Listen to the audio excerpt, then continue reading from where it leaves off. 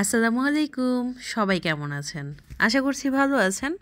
আলহামদুলিল্লাহ আমরাও ভালো আছি। আজকে হচ্ছে 31st নাইট, মানে বছরের শেষ দিন।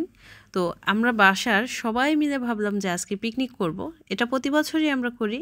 তো এই বছর আমরা কি করলাম সেটা আপনাদের সাথে শেয়ার করব। আর আমরা যেই বাসায় থাকি এই বাসাটায় সবাই সবার সাথে খুবই ভালো সম্পর্ক। আর এইরকম বাসাগুলোতে না থাকতেও কিন্তু অনেক ভালো লাগে, কোনো বোরিং ফিল হয় না।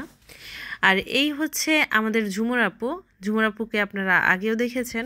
আর উনি হচ্ছে আমার মিতা। আমিও ঝুমুর, উনিও ঝুমুর। তো যাই হোক, সবাই আমরা এখানে আয়োজন করছিলাম যে সবাই যেহেতু একসাথে খাবো তো সার্ভ করব এই জন্য।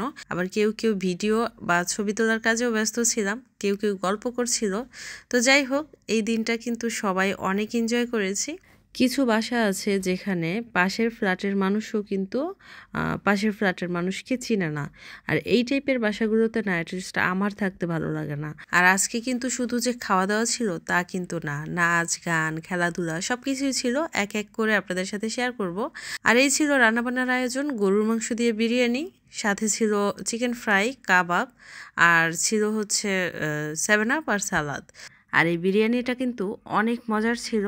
আসলে কি, অনেক মানুষের আয়োজন করলে সেই খাবারের কিন্তু একটা স্পেশালিটি আছে। যখন অল্প রান্না করবেন অল্প খাবারের স্বাদ একরকম হয়, আর অনেক খাবার যখন একসাথে রান্না করবেন সেই খাবারের স্বাদ কিন্তু একটু বেশিই হয়। আর সবাই একসাথে খেলে কিন্তু মজাটাও একটু বেশি লাগে। তো যাই হোক, খাওয়া দাওয়া শেষে আমরা এখানে টিকটকের ভিডিও বানাচ্ছিলাম। আর আমার একটা টিকটক আইডিয়া আছে, ওই টিকটকে ভিডিও করছিলাম, বানাচ্ছিলাম এখানে আমার ভাগ্নিদের নিয়ে।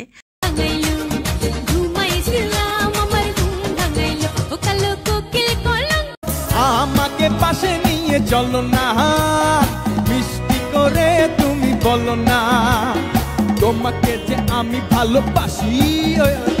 চমকে চলেছে একা পথে। আর এখানে ছিল বালিশ খেলা। আর যাই হোক, এই ছিল নাচ গান, বাচ্চাদের নাচ গান ছিল। এই হচ্ছে আমাদের ভাগ্নি অপি। আর অপি কিন্তু খুব সুন্দর নাচে। ওর নাচটা আপনাদের কেমন লাগলো সেটাও কিন্তু কমেন্টস করে অবশ্যই জানাবেন।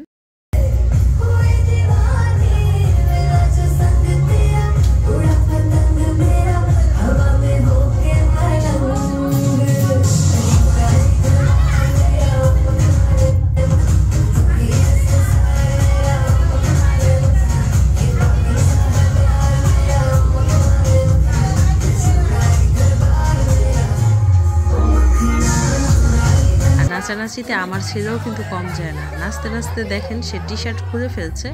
আর এই ছিল ভিতর বাহির খেলা। আর ভিতর বাহির খেলাতেও সাহিত্য এই যে আউট হয়ে গেল, আর আয়াতকে মানে টেনে নিয়ে যাচ্ছিল, তুমি আউট হয়ে গেছো, আউট হয়ে গেছো। আর এই ছিল রাত 12টার পরের ভিডিও। বাসার সবাই মিলে ছাদে উঠেছিলাম আতশবাজি দেখার জন্য। তো এভাবেই বছরের শেষ দিন কাটিয়েছিলাম আর 2025 সালকে বরণ করে নিলাম। তো আপনারা কে কী করেছেন চাইলে কমেন্টস করে জানাতে পারেন। আর সবাই ভালো থাকবেন। আল্লাহ হাফেজ।